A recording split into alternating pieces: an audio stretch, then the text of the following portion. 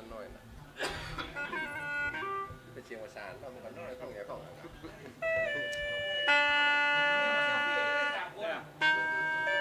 นี่ยผมเรียกมันจิจูเปิดยิงก้อยแล้วโอ้ยมาแล้วก้อยชมกันหมดคนละจุ่มหมดแล้วแม่คนละยี่ห้อหมดแล้วนั่นผสมผสานพันผสมก่อยที่เอามาลองนี่เพื่อได้แปลงหูตีเมดอ่ะคือมาว่า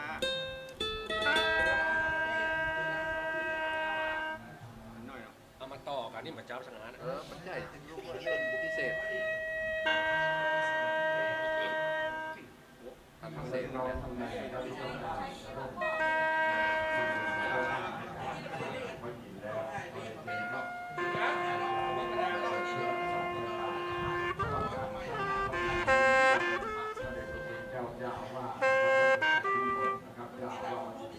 ขอบคุณครับพี่น้องตังลำปูน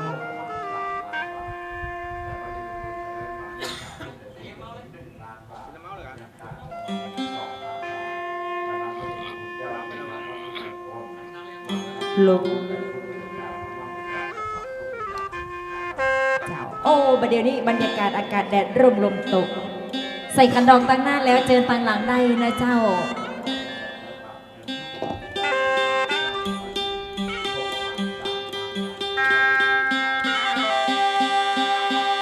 เอาขึ้นต้องบอกวันแรกละ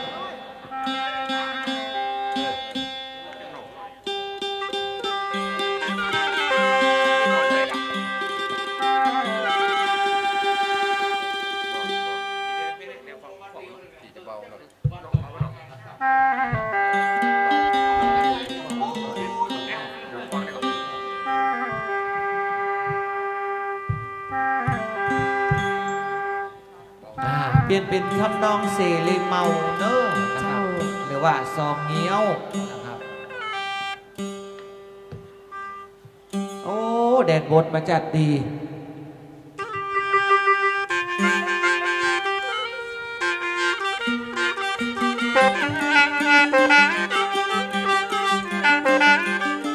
อะไรหูยิ้มน้อยหนึ่งยิ้มปัจจัยหานอายปัจจะบืนปากใส่เฮาไปหูจะได้ป่ะใครหูยังบ่ยิ้มน่ะขอเจอญาติมิตรเพื่อนฟองมาห่วมปิดทองจอบเจ้าบูชากระเบื้องหลังคาตัวกันได้ไหมทำบุญห่วมเจ้าครูบาเจ้าคุณมากพวงหลวงลายใส่ยาขัดดอกไม้เอาจืดบอกแก้วเมฆแก้วยิ่งใหญ่น้องไม่นานไปหอมไปตานกระเบื้องเหี่ยวก่อน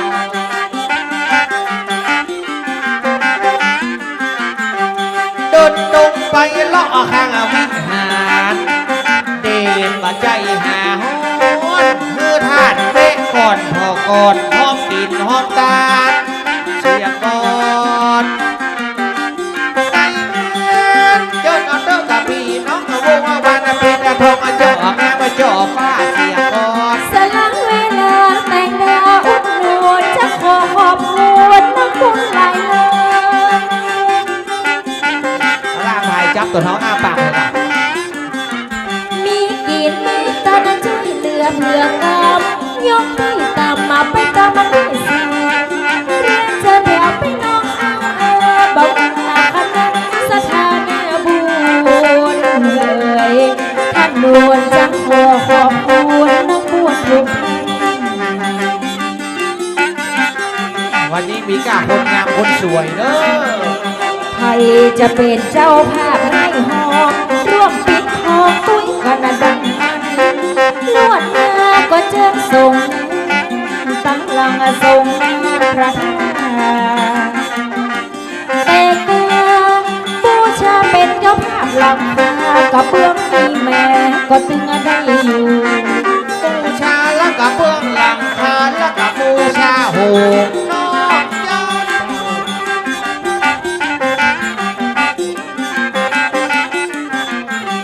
เฮา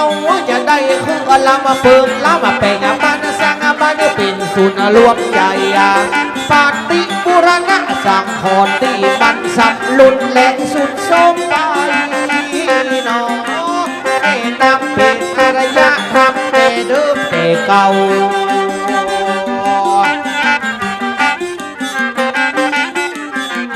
ขี้ติดขี้มือพ่อเจ้าเสนาเมืองนาผู้เมืองลัดนาแบบเป้า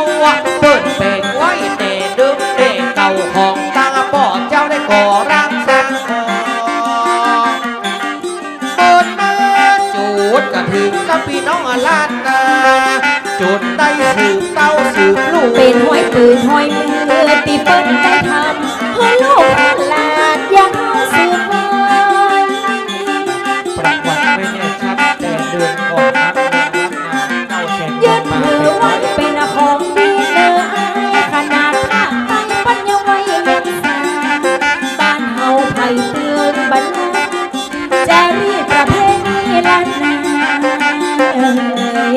ท่านแน่ก่อนว่าถึงเวลายังมาใส่คำดอง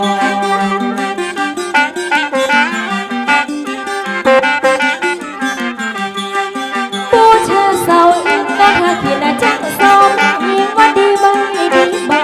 ดเวลาก็ป้องจับมอกลวดใส่ขันดอกเรียนเชิญลงทีศรัทธาบางท่านก็ต้องแต่งดาบางท่านก็ป้ากันมาเป็นเจ้าสืบกันมาโบนนานหลายปีครูบาเจ้าข่าวผีได้มาต่อสืบไว้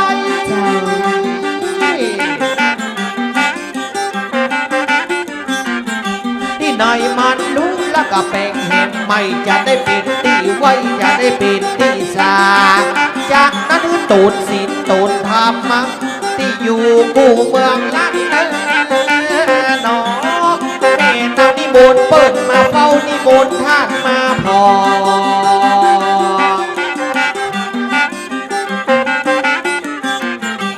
ญาติจะมีตูนมีองค์มีน้องพันนาชนีบังเสียยีบอกคือคุณแม่คุณพ่อบอกคือหลานบอกคือลูกได้จือได้ฟังมาจากจะมีนี่ไผไหนกันเตะก่อนเตะหลังเริ่มเข้าหัวก่อนยังมีแต่ก่อนแต่หลังสืบตามแต่เดินแต่ก่อนเจดีย์หลวงของเขาผ่านมาหลายยุคหลายสมัยบนว่าวัดเจดีย์หลวงเราจะตั้งเจ้าอยู่มาหลายปีนานเปิ้นว่าสืบมาหลายปีก็เดินผ่านมาหลายองค์ท่านโดนจังโซ่สองคนไม่อ่านอะไรจริงก็เล่ามากับรุ่นเจ็ดสมัยพศยังพศ2471มันมาบอกมีปัญหาน้องจะบอกก็พอเป็นเหลือกับเสือบัดดักดันดื้อมา247คอยฟังพระอุบาลีคุณอุปมาจาท่านไปติดตามเป็นต้นเดิมต้น2471ตูนดีวิสีตูนเจ้าพระอุบาลีคุณอุปมาจาก็เป็นต้นแรกโบราณแบบเป้าว่าตามตำนานได้เล่าจากใครต้นเจ้าพระอุบาลีคุณอุปมาจารย์น้อนายน้องแม่นอนหรือว่าพระจันทร์สิริจันทูเม่นก่อ2471 ถึง 2474 3 ปีนะไอ้หนึ่งเป็นตะว่าต้นเก้าแรกเริ่มมาเดิมทีพระอุบาลีคุณอุปมาน้อเจ้าหรือพระอาจารย์จัดนั้นเล่าอยู่มาจนถึง2474บนตำลาอยู่ได้3 ปีจากนั้นจะมีตูนไหนมาต่อตูนเดิมตูนเก่าอยู่ได้3 ปีมันจะได้มีคน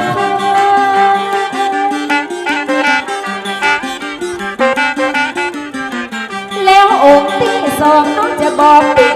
ไอ้สืบไว้บ่มีปัญหาเมื่อ24 เจ็ดจะบอกว่าตัวเห็นกันท่านนอนพระครูวินัยทรมันวินัย พระครูวินัยทรมั่น นั่นก่อนชายาจะบอกได้พอสาวจะสอนจะได้อ่านนาเดียปันมาละจะบอกตามที่ได้เอ่ยเห็บก็มีตนที่สองและมีตนที่สามตนได้ติดตามได้ตัวสื่อ พระอุปริอยู่ได้สามปีจากนั้นตุนดีก็ได้มาต่อเต้า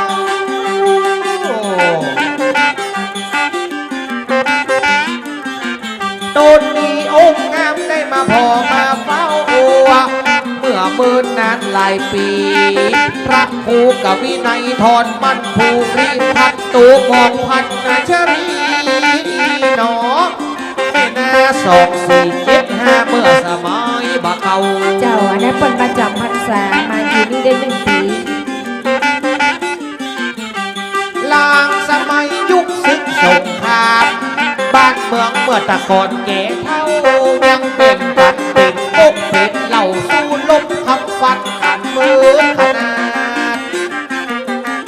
เปิดเนื้อเดแผ่นดินพื้นแดนล้านนายังมีตนดีองค์ดีได้พอ มีพระคุณพิสีพิสารคุณท่านเป็นตนบุญต่อตา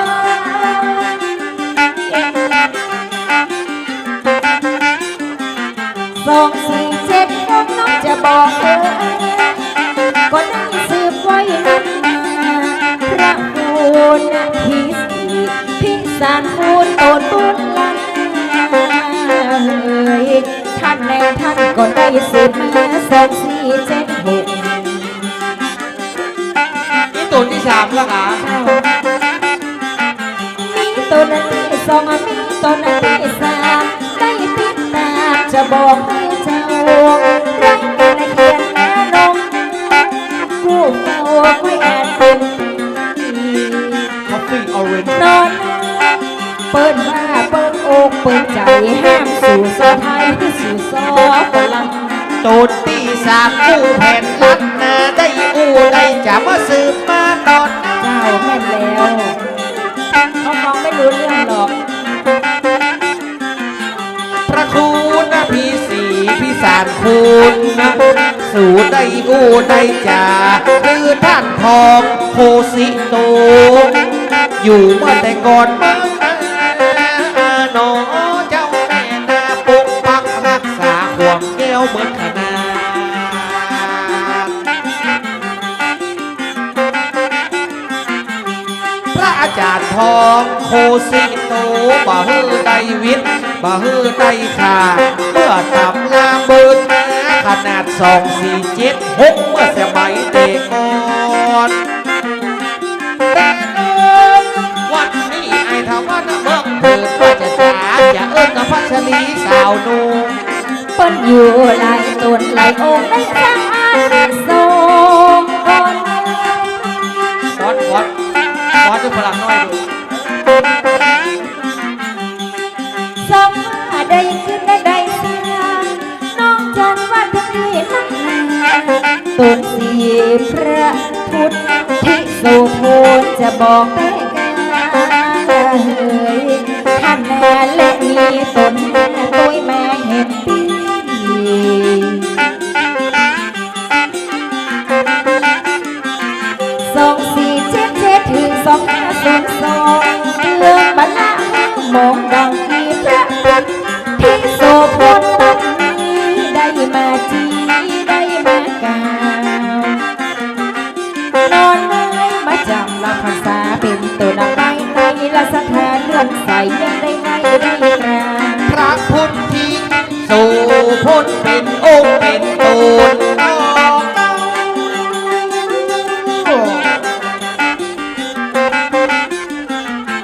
ตะเกดีหลวงเมินมาแล้วเราเจเกเจ็ดเท่าได้ปกปักรักษามีตนเอกมีตนบุญสนับสนุนห้ามสามุนน้องแม่ดีเจ็ดพระอุปบาลีอันดี เป็นตนหนึ่ง เจ้า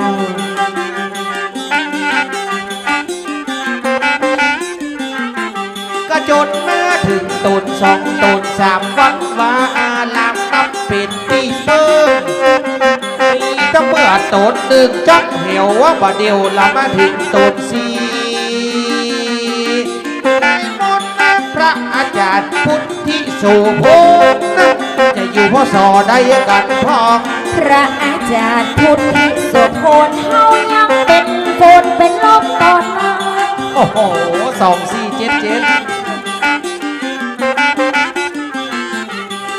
ท่านได้มาขึ้นมาสร้างวัดว่าถึงบรักนักแน่สมัยท่านมา2477ได้สำเร็จยังวัดยังว่าท่านนอพอสุดสองท่านก็เลยย้ายออก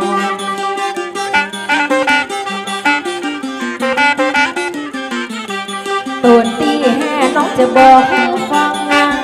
ถ้าวันหน้าตัวกู้เฝ้าเลี้ยวพอเวลาป้าใจแห่เจ้าตูนแห่องค์นี้คือพระยาดินลกนายมนต์หรือว่าเทียมท่านมัทโรจะยกมือโยโสตั้งก่อน พระอาจารย์ขันติโกนี่ยกมาโชว์ตอน แม่นเลย เม่นก่อนเพราะว่าที่5อยู่ ที่ห้า ที่5อยู่นะ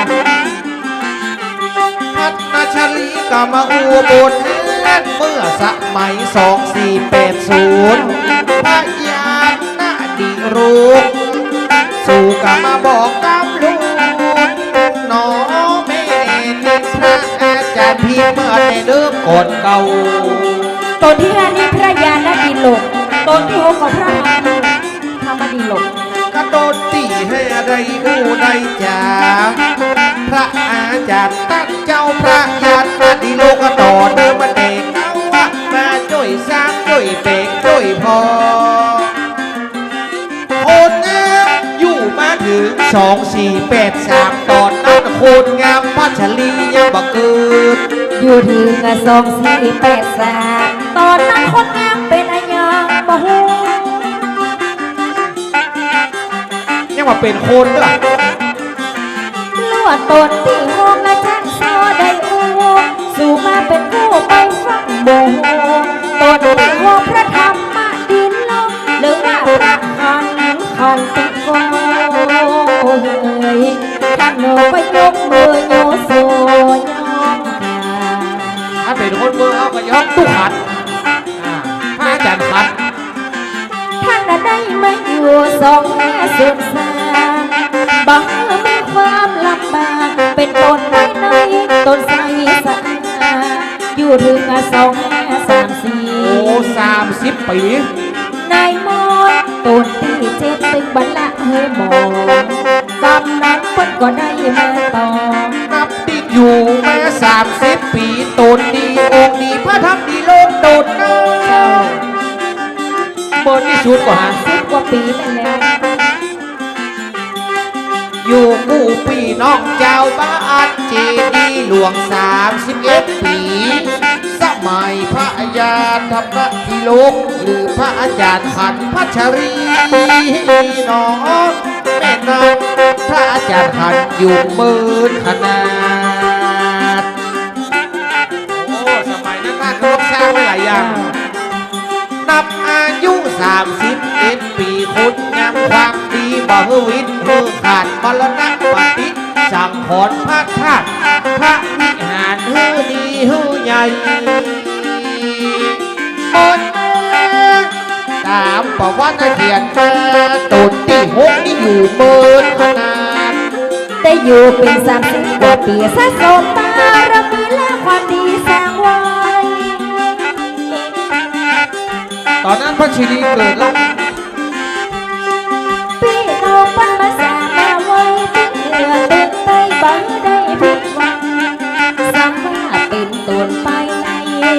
สร้างแผ่ววัดว่าอาราม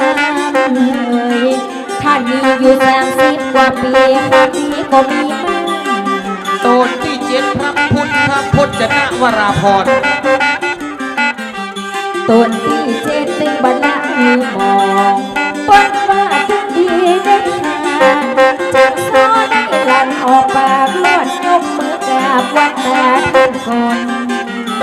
17นามว่า แต่งามพระพุทธพจน์วนาราพรแต่งาถึงบ่มีปัญหาไรชื่อแนว พระพุทธวัจนวราพรหรือพระอาจารย์จันทร์บุญสโลน้องเจ้า เจ้า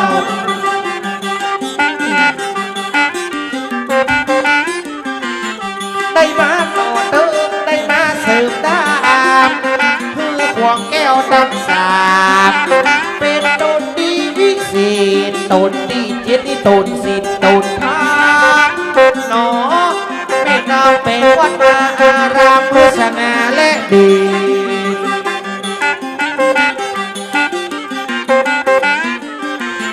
พระพุทธวัจนวราพ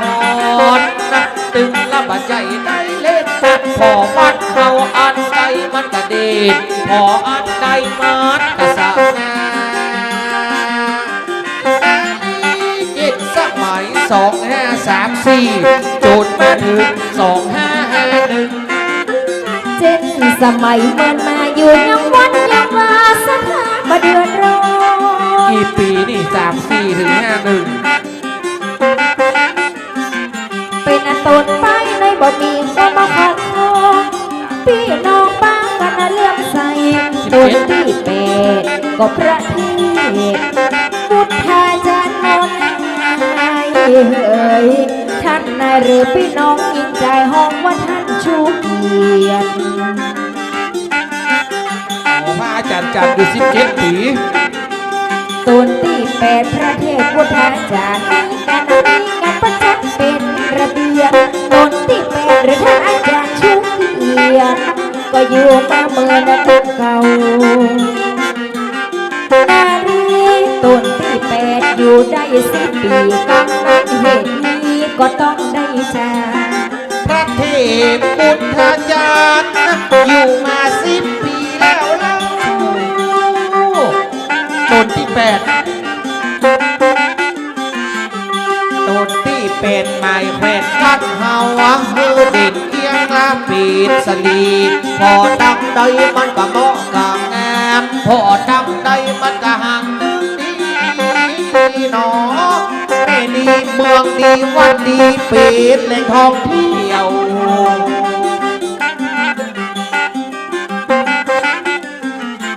เพราะว่าแขกปล่อยทอยมามันปิดตีแวะตีเลี้ยวว่าหลังมาข้ามาเที่ยวคนเจ๊กคนจีนป้ากันมาเอวมาเงี้ยเพราะว่ากูติดสาลากับเป็นนะตกที่พระอาจารย์ชูเกียรติสังอยู่ในเมืองเป็นจุดศูนย์กลางพี่น้องมาหอนก็ถึงว่างามแต่ครับเช่นสมัยพระเทพพุทธาจารย์ที่ไก่ที่ไก่ละปัดได้มาเองล้วนแต่ในอกในใจเป็นว่างามใบงามบอน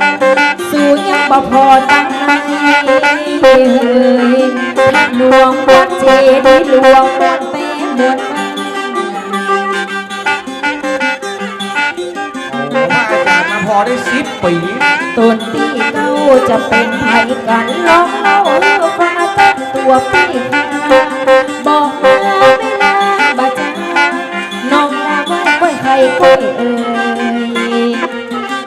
เหตุก็มีต้นที่เก้าต้นปัจจุบันชายาแนมให้หูจักพระกิตติวิมลบอกไม่เก่งตาโมนพระกิตติวิมล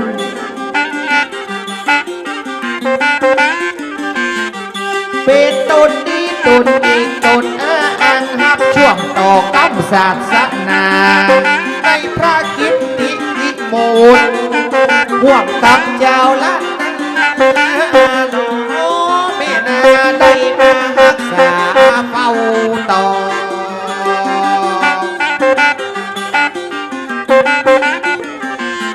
หรือท่านอภรกตะปุญโยจะปิดลงโพของตึงเมตึงพ่อเจ้าคุณได้มาคอยมาพอคือแม่ฮือพ่อก็ตึงโมยิ่งใหญ่ช่วยสืบช่วยสานกันเพราะยังคือมันงามมันดีมันเด่นพระอภ กระตั้งพุทโยขอตั้งกราบลง ไหวสาพระอาจารย์บ้านเก่า จังโซได้มาไว้สาตั้งก่อนเดือนเบิ่งเดือนร้อนไอ้ยังสักเธอเธอว่าเป็นบุญคุณปู่คุณลุงปันได้น้อมนำเลยท่านนาคนนี้กินเกิดการกินใหญ่ตั้ง เลขงามเลขดีเนาะเลขเก่า ได้เรียนเชิญปู่ปา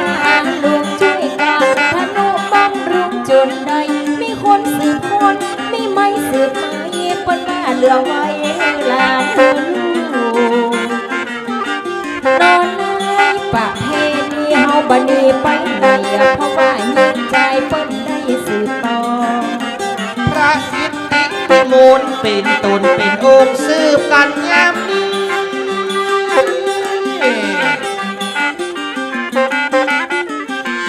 ท่านยังปวบฟักรักษาประเพณีอันใดดีช่วยสืบช่วยตามเตือนบอกว่าทรงหน้าพระธาตุเจดีย์หลวงวัดวาอารามน้องแม่นี้จูดประเพณีขาดดอก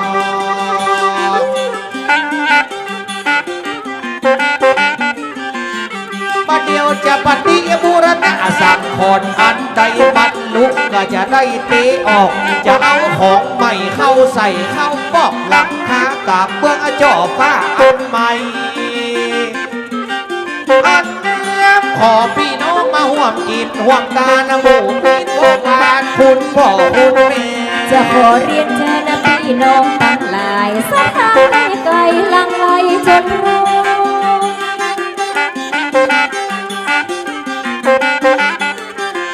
มาฟังเสียงโซ่ยิ่งใจขับกองมา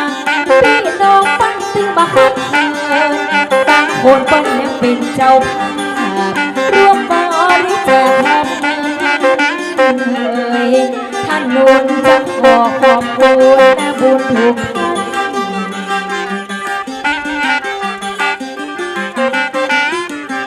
ใครจะเป็นเจ้าภาพบูชาหลังคากับเรื่องนี้แม่ดังเป็นเจ้าภาพด้วยกันหลายนะบูชาโฮงเริ่มปี บูชาหงส์ ในมอนเป็นเจ้าภาพเชิญร่วมกันบอกปัญหาเจ้าฟ้าก็ยังมีอยู่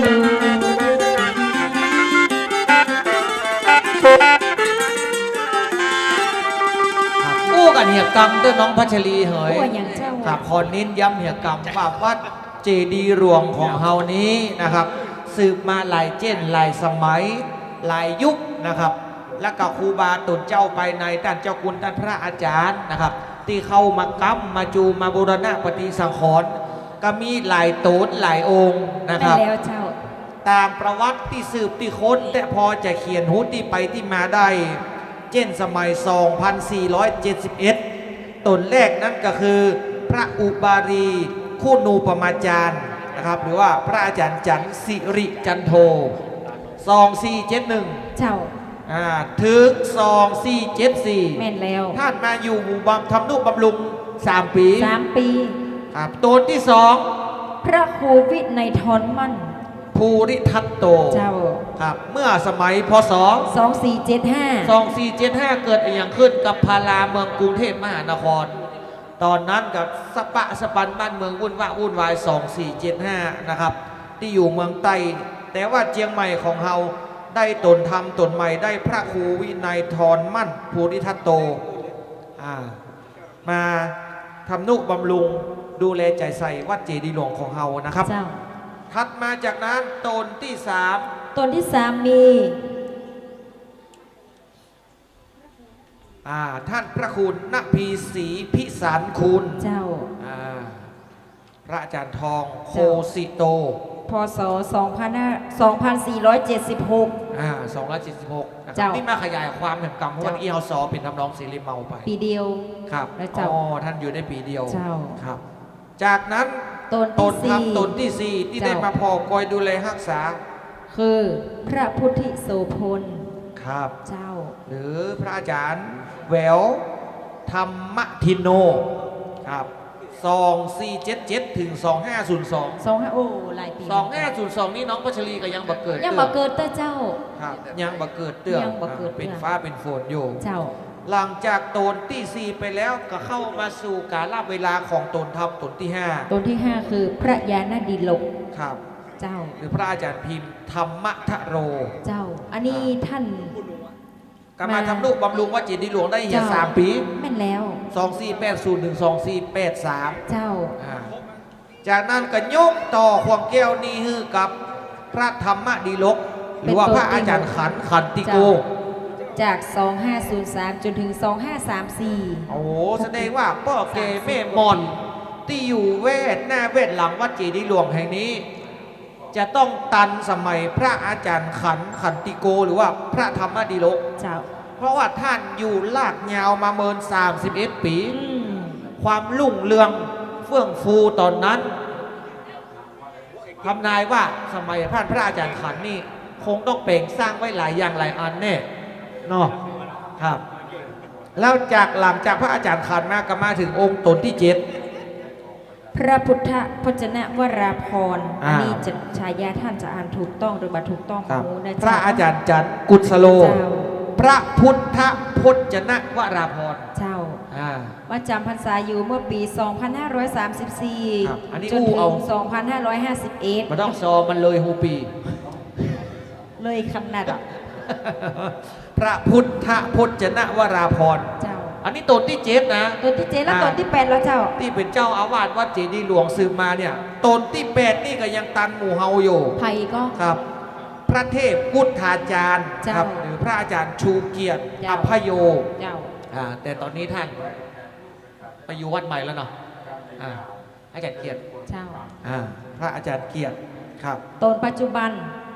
ตนปัจจุบันตนดีองค์งามตนที่ห่วมจัดการจัดงานวันนี้ตนที่บรรล่าฮีดเก่าห้อยหลังตนที่ช่วยสืบสานวัฒนธรรมประเพณีล้านนาเชียงใหม่ของเราตนที่ยังเอาจ้อยเอาซอไว้กู้กับงานใส่กันดอกอินทขีนคือพระกิตติวิมลหรือท่านอัมพรกตปุญโญตั้งแต่ 2564 จนถึงปัจจุเดียวปัจจุบัน ไอ้นี่ยังว่าไปเลยปัจจุเดียวอยู่ปะ จนถึง ปั ปั จ จ จุ จุ บั บั น น เจ้า1 ปีเนาะกำลัง จนถึงประเดี๋ยวเนี่ย เจ้าจนถึงประเดี๋ยวนี่ อ่า อ่ะก้อยว่าไป ครับว่ากันไป เอ้า เจ้า เนาะจะว่าอาจจะเอาลงหนาตามใจเจ้าปี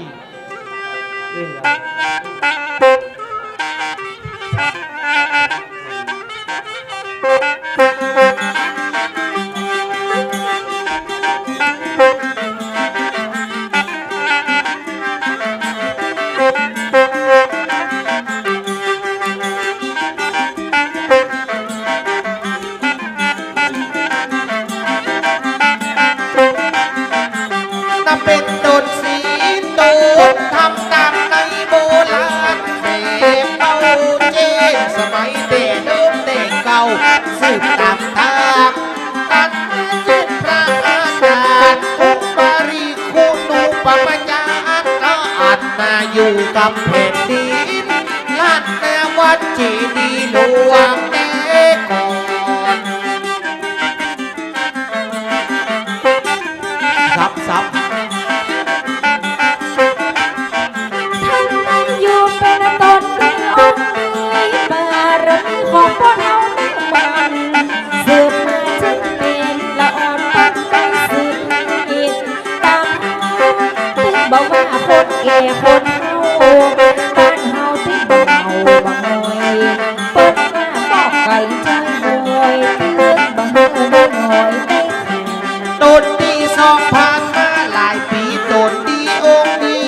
น้องอ่านเล่าเย็นสมัยพระอาจารย์ด้านเจ้าพระครูยิ่งใหญ่เพชรน้ำทอนมันภูริ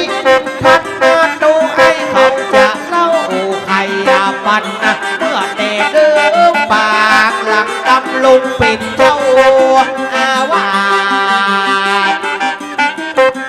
พระครูวิมในทอนมันภูริทันโต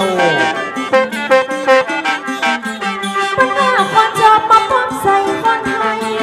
คนสบายใจชาติเป็นขาดดำรงตามใจเป็นท่านเจ้าอาวาสก็เป็นตนดี ตำแหน่งใดเสียมาสัทธาไผ่เตืองบันีป้นหน้าวัดหลวงจีดีย้อนบารมีปู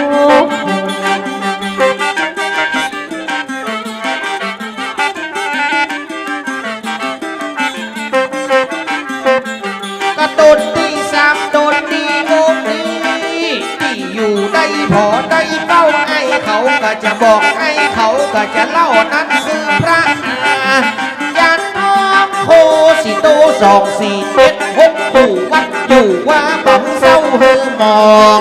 นั่นคือพระอาจารย์ทองที่ได้ดูแลเฝ้าพอ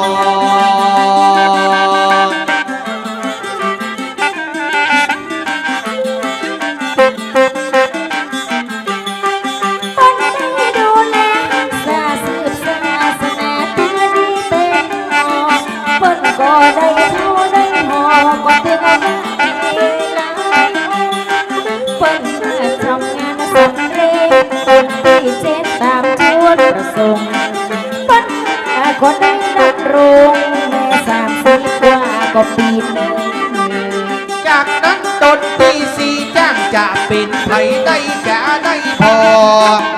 บอกคุณแม่คุณพ่อมีตั้งคุณที่อีกโซพุทธหรือพระอาจารย์เดี๋ยวนั้นเราทำมาทินโนปละถอยโหนอยู่กู้กับพี่น้องชุมชนมาเมินหลายปีนานพระอาจารย์แหววทำมาทินโน 2477-2502รับรองถึงดีเด็ดขาดกำนันท่านน่ะก็ได้จากสรายมอาจยิ่งใจต่อมาคือตัวนาที5สถาพี่น้องรวมใส่พระยานดีโลกเนินนายจะบอกต่อใจอายปี พยานดีลกตกตุดที่5ได้มาก่าวมาจีเมื่อละสมัยก่อนนี้2480บนอยู่ได้3 ปียางเข้าตุดที่ปุกเจ้านั่นนามากำสัตว์สั้นนะจำเป็นได้เปลี่ยนตูดใหม่ เปลี่ยนมาเป็นตนที่6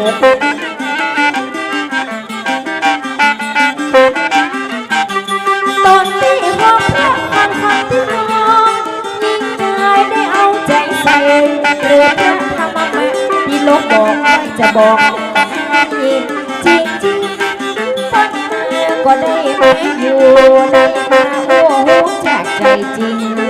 พอสอสูตร3ความจริงจนถึง2534ต้นที่6ตกต้นที่7บอกกันจนเสร็จนายังงามนี่พระอาจารย์จัดกุศโลเฮานี่น้องพัชชาลีบอก2,534 2,551นับนานตก18 ปีเบิดมาตามพระอาจารย์ได้อยู่ พระอาจารย์จัดกุศโล10 ปีไปเนาะอยู่กู้กับวัดเจดีย์หลวง ปัญหาสถานนักใส่เป็นต้นไปในใจก็รู้แต่ว่าท่านบ่ได้อยู่กับนั้นก็มีตัวตาเปิ้นมาตนที่เป็นคือพระเทพพุทธก็ท่าจารย์หรือว่าอาจารย์แห่งกรรมหรือห้องกันพระชูเกียรติ 2,553 ขวดแก้วอารามจัดเป็นระเบียบในพระอาจารย์ชูเกียรติอาภาอยู่ทองน้อยตั้งเจดีย์หลวงบ่อนได้มีความเสื่อมถอยได้ตุนดีองค์ดีพอคอยพัฒนากู้อันปัญญังสอได้จึงปั้นบลืมเนอะเมื่อมีกู้ปี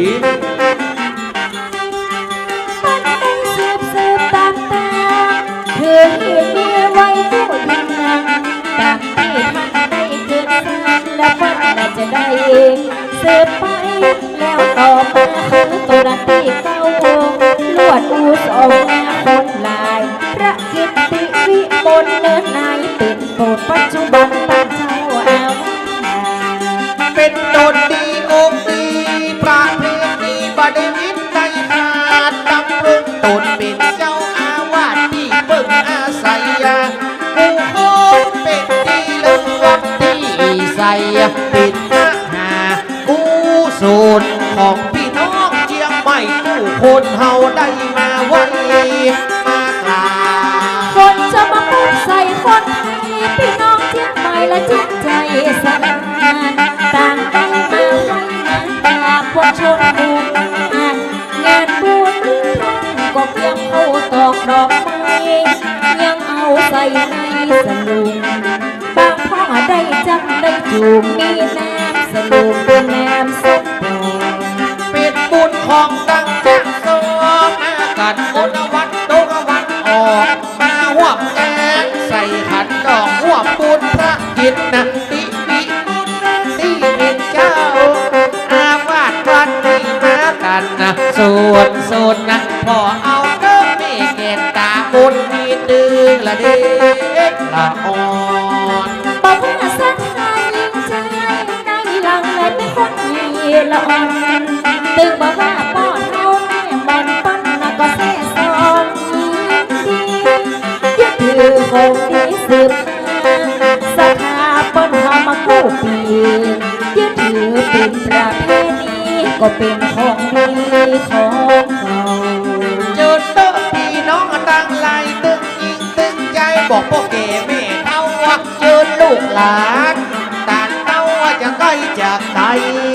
ได้มาเด็กชุดเมืองนั้นแอมบันอยากเบาะหูเบิ่งตายามเข้าวัดนั้นเข้าว่าแบ่งจิตแบ่งใจสุดชื่อ ปัญหาสถานใจพอตั้งได้ก็ใจบ้านใจเชื่อบังเตือนบางทีเป็นอื่นแต่งใจสดชื่นบุญคนบ่มีเงินยังขันเขินแอบพักคนมีหลักทรัพย์ยังสนับสนุน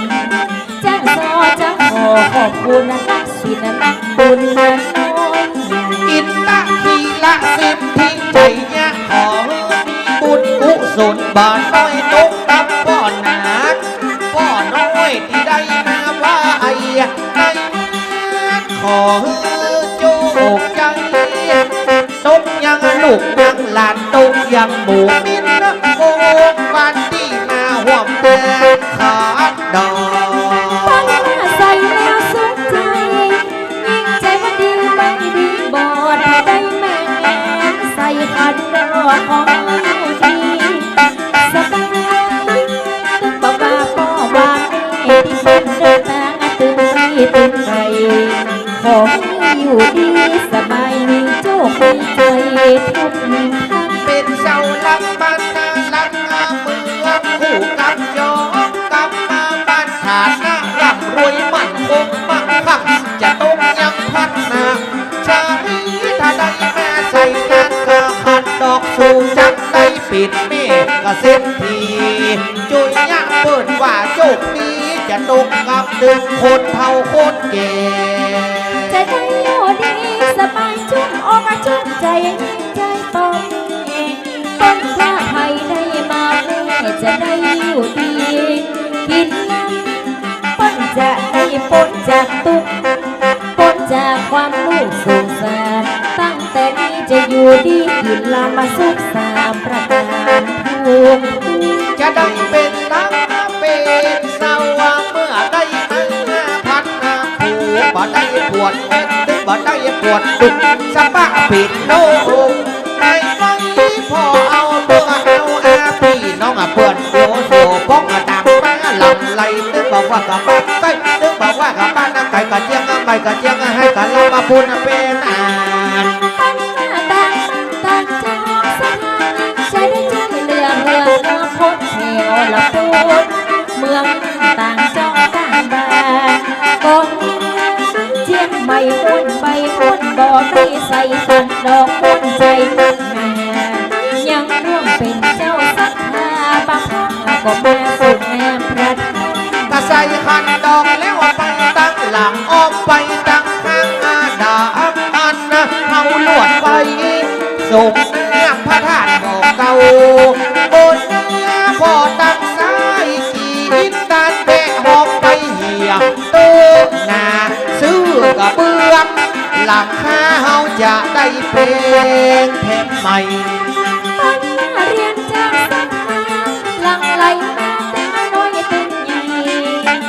ได้ก็บูชาไว้จะเป็นเจ้าภาพหลังคา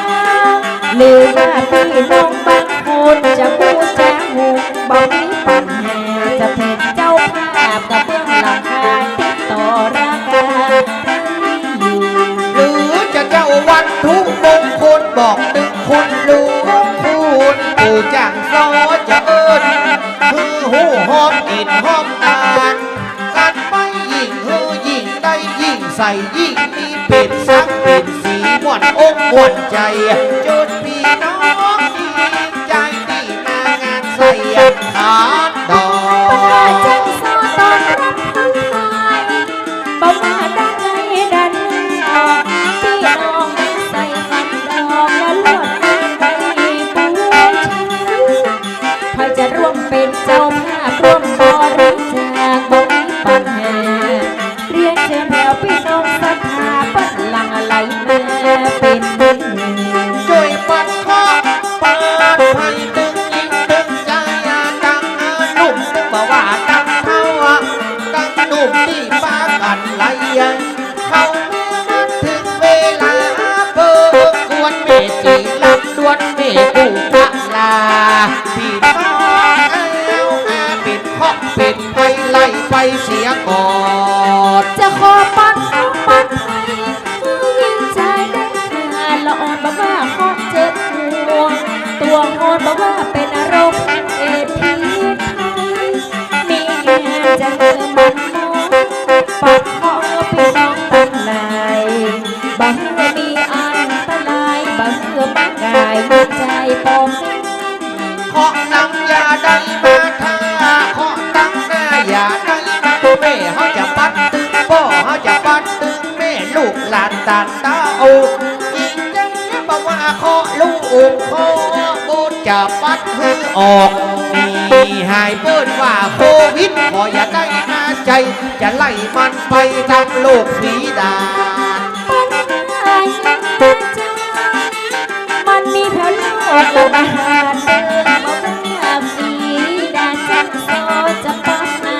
ออกไปบอกว่าโคเวดโควิดบอกเธอมาติดพี่น้องทั้งหลาย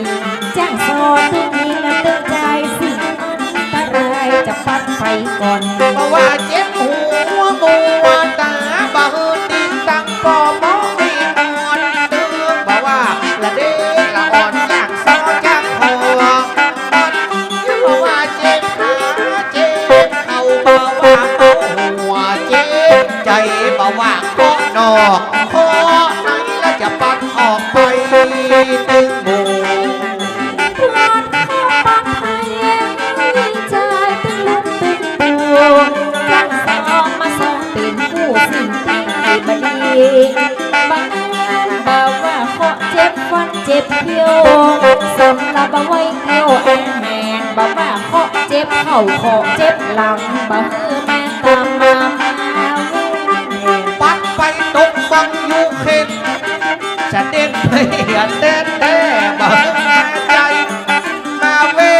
ปัดไปตกดังขนาดเสียบ่มาติดนะมันมาเปบ่มาเว่กันเฮียมาดึงผัวดึงเมียจากโซจากคอปัดไล่ บอกว่าพี่น้องสักหาคนลังอะไรเหงื่อเต็มทั้งสิ่งที่บดีปล่อยให้ปัดเรื่องให้ใจเขาบ่ได้โอเค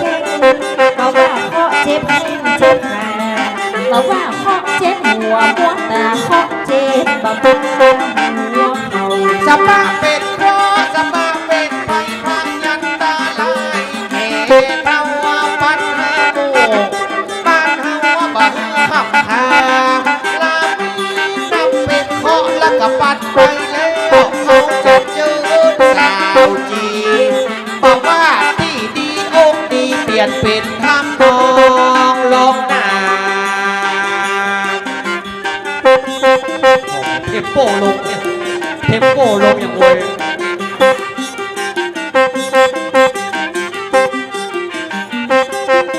วัชรี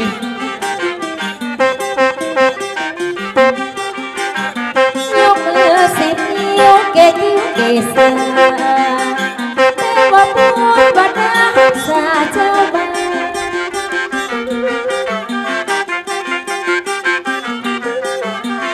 เป็นโคเป็นไพ่ก็ปัดไปแล้วนะนายก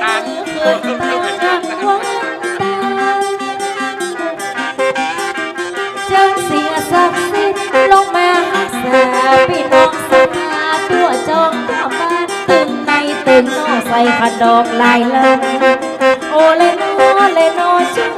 เจนสิ่งศักดิ์สิทธิ์กันในโลกสงสารเข้ามาพองานดูแลพอเฝ้าเจิญมาพอคอยโคนแก่โคนเท่าลูกหลานต่างเต้าตีมาไหนนะเจิญบาลามีครูบาอาจารย์ตีน้อยเตรียมจามมาบนแก่เต้าตึกบอกว่าตูนเดิมตูนเก่าตูนเก่าโอละนอตูนปัจจุบันยกมือสิบนิ้วกายคิ้วเกสีบุญบารมีมาปกป้อง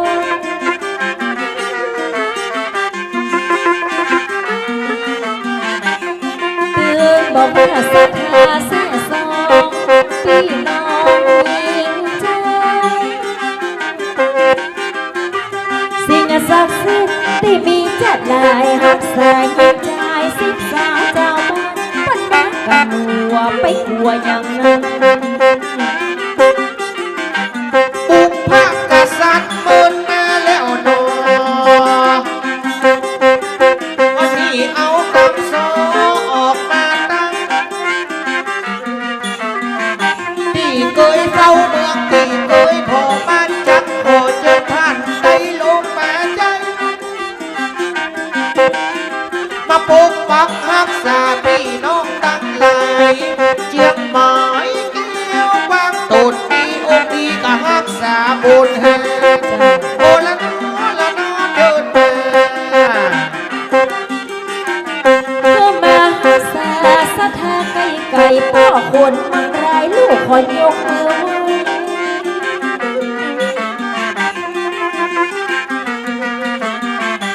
สถาปัตยสร้างเมืองเชียงใหม่ลูกขอไว้ขอ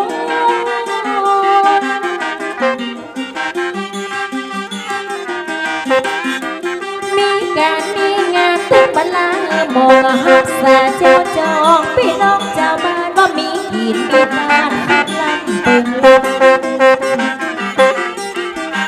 เจ้าเศษเมืองมาที่ได้สร้างได้เป็นกุฏิกำเป็นตึงหลังแล้วลูกถูกคนจันเจ้าคงบ้าข้าวปีพอ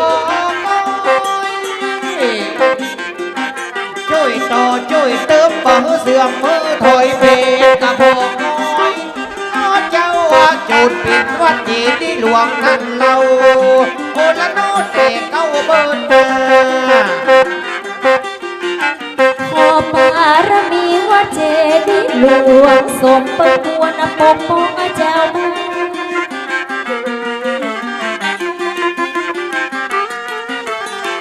บุญบารมีพระเจดีย์ช่วยกำศรัทธาเจ้าบ้านนี้ใจบางพ่อลูกบ้านเดินทางมาไกลตั้งใจมาทำบุญตัวนั้น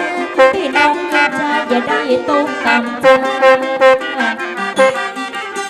กระบุญบารมีพระคูณตนสองวินัยทอดมัดภูริทัตโตน้อเจ้าจุกได้ปิกมารักษาเก่เท่าลูกหลังตันเอาเจียงไม่คู่โคแ แต่ก่อนท่านปู่พึ่งบาเดียวได้หันพูนพี่น้องผู้คนสาธุชนกับไว้เจิญหน้าไปโอละโนใส่ดอกข้างดี มีการมีงานให้บาลาให้หมอก็มาให้หอมเอาดอกใส่ขันเกลือ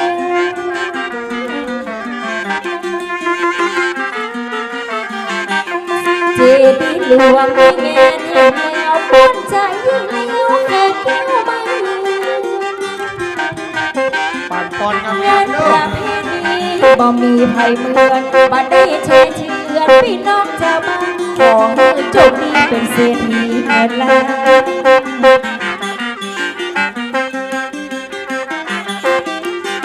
กำปั้นโบกปัดใจพี่น้องทั้งหลายตึงยิงตึงยายเด็กขาละอ่อนน้อย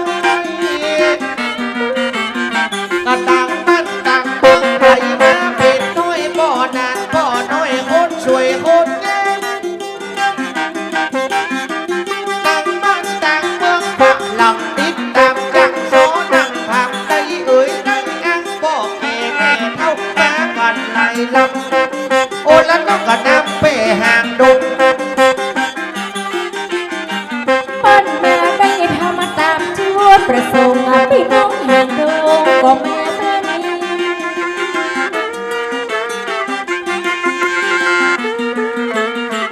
มีการมีงานหลายครั้งหลายปีการงานวันนี้คือเหมือนดวงดอกไม้ดวงใดมันหอมไว้เก็บมาตอมใส่ในขันเดียวแม่กินมีตาเดียวดียิ่งแล สันไซสารพีปตมาจัดไปโดยสังเกตโพธไปเมโจ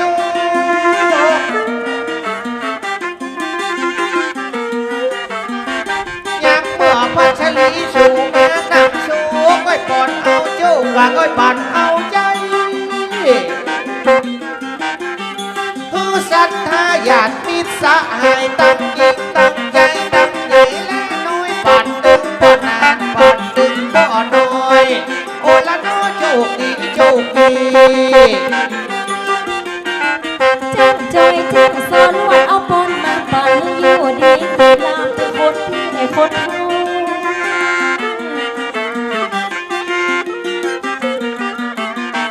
กับปอนจ้างสอนบ่เหมือนตัวเจ้าเพราะมากเก่าบ่มีสัมปีเพราะว่าตัวตาระโยสักขีสมดังปอนีปูลุงแม่ป้าพี่น้องยิ่งใจบ่ได้ตกกำใจ ทรัพย์สินเงินทองเป็นมหาเศรษฐีโชคใจดียังจองยังบาเพื่อรับเพื่อรวยเป็นเศรษฐีเงินล้านทรัพย์สินคานไหลเข้ามาตั้งยามเมื่อจากซอขึ้นแม่นั่งภาพจัดปันปองงามเมื่อพ่อเกแม่เท่าตั้งดีต่อไปในหวังบุญต้นเตาโอละน้อจูผู้ในโคน ขอได้อยู่ดีกินหวานสุขสนามประกาศกำลังเก่งแก่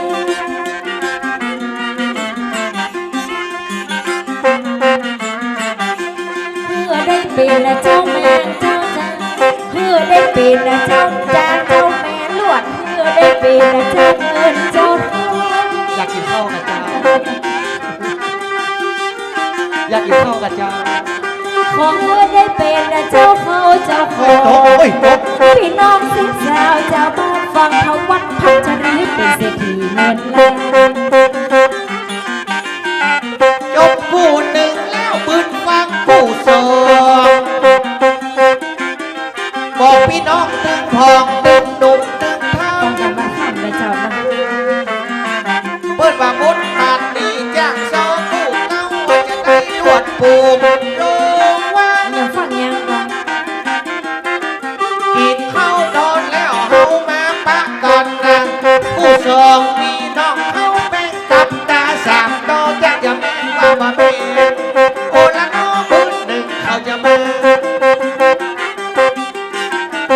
ตึงกุน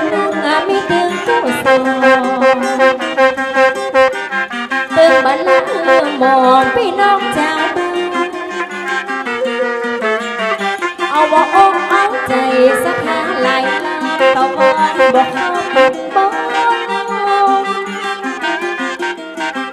งานประเพณี1 ปีมีหุ่นก็เก็บตามนไปฟังปีบ้านบัดถึง4 โมงฟังโป่งฟังยัง จากโซขอบคุณในความเมตตา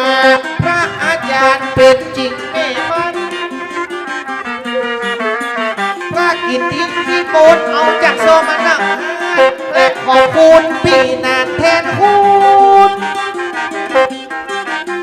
ที่ฮือจากโซมาสนับสนุนที่เป็นแหล่งบุญฮือจุคนทุกผู้บอกว่าคุณลุงนึกบอกว่าคุณปู่โอละน้อมือใดฟังโซ สลังเวลาแต่หน้าอุดหนุนจักขอขอบคุณน้ำบุญต่าง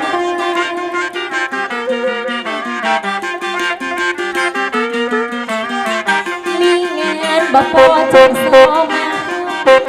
โด่งเอาพันเอกทักทายฟังสอวันนี้ไปฟังมีไปในสถานใจตึงหนุ่มตึงเทามีตึงผู้ปลายไม้ตึงผู้เก่า กินนานนอนมาหายไปไหนเฮาเนี่ยอย่างใดจะใส่มาอย่างอันขอบุญกินขอบุญดานตกไปหาพี่น้องผู้คนผู้ได้เป็นมหากุศลตกไปทุกคนตกไปจุผู้นิพพานนะปัจจโยโหตูโอละน้อละน้อยอบยังสาธุสาธุสาธุอนุโมทนามิพี่น้องได้อย่างใดแจ้งโซขอได้อย่างอันเนอนะครับสำหรับเสียงปีเสียงโซบทพระเจ้าไว้เมืองอีกก่อนเนอ ลอยแค่5แล้วมันลงยากยากเป็นสามไม่